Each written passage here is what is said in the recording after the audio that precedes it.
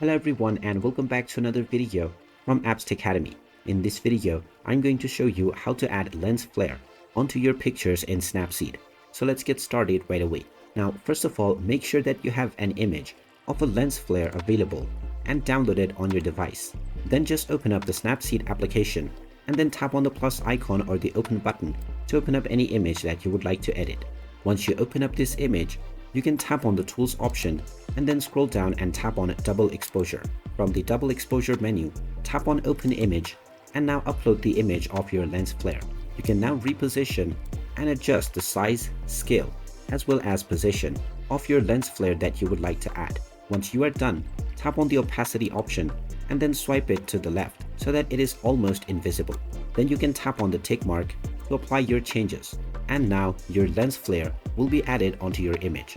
You can fine-tune your lens flare level by tapping on View Edits from the Edit Stack menu. Now from the View Edits option, tap on double exposure and you can choose the middle menu and then tap on Invert and then manually trace the path of the lens flare.